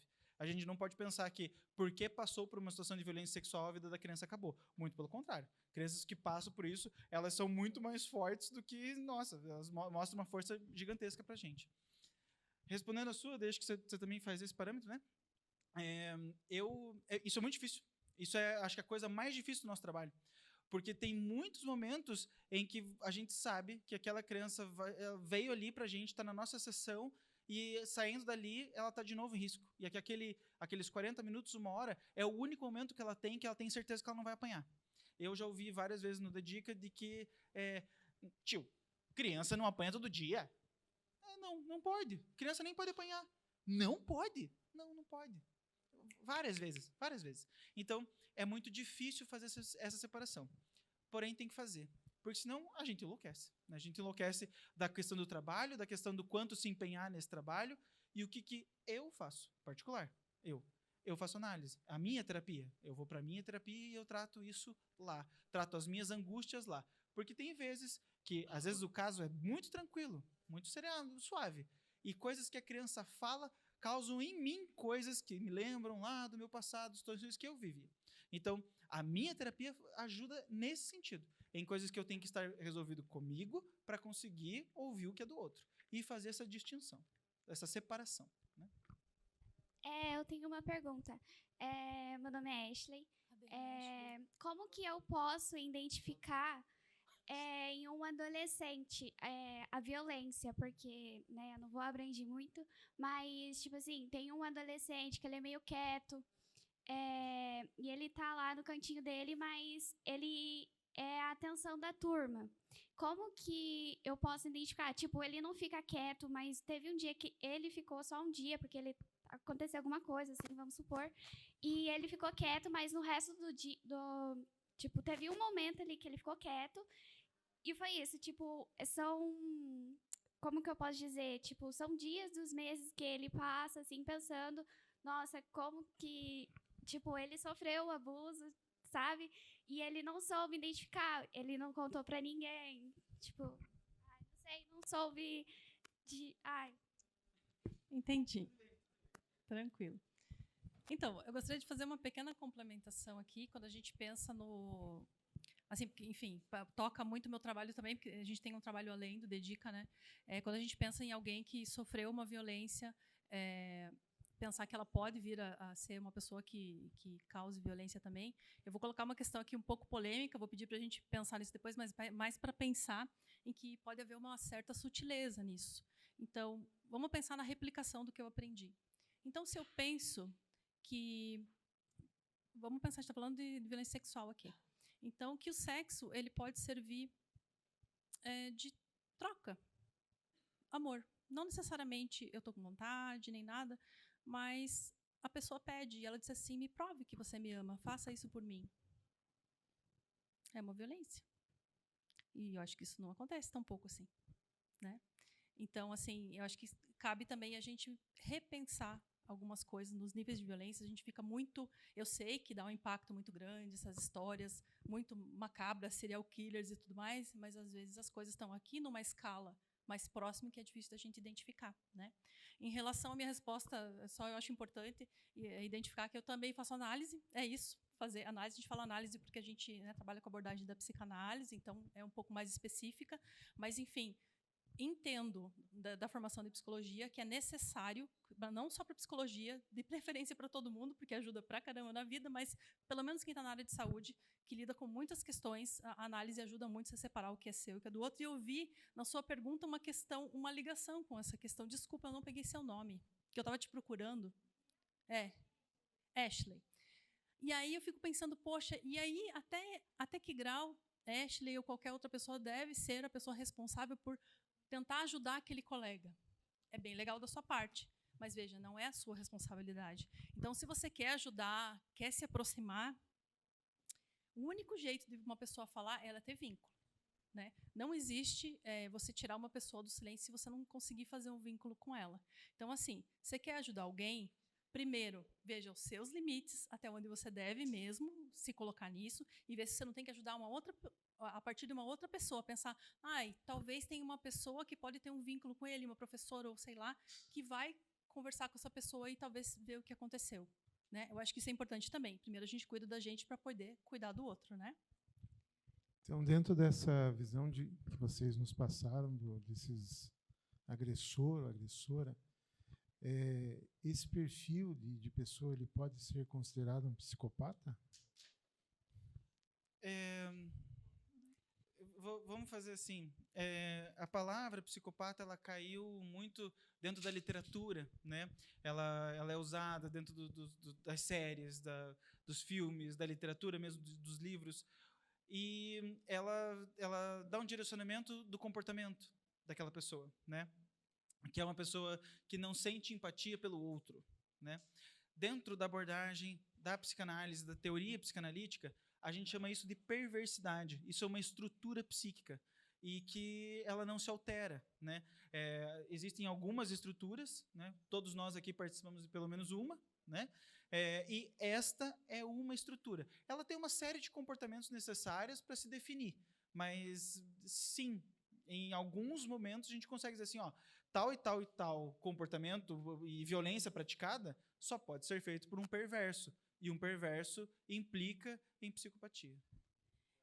Gente, eu vou encerrar agora, porque já falta 3:55. Eu sei que a conversa está legal, todo mundo quer perguntar, né? Esperar eles. Vocês querem falar mais alguma coisa? Agradecer, muito obrigado pela presença de vocês e por terem ouvido. Obrigada, gente.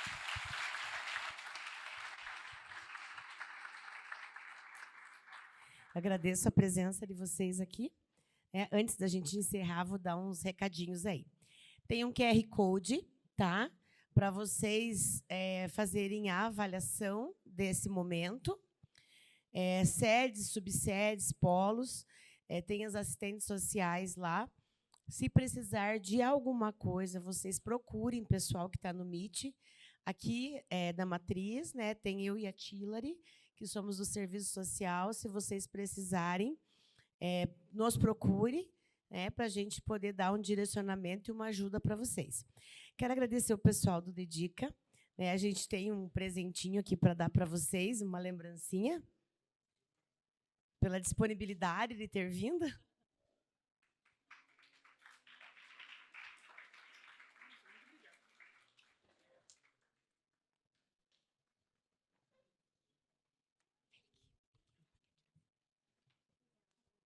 Vou olhar para lá para a gente tirar uma foto.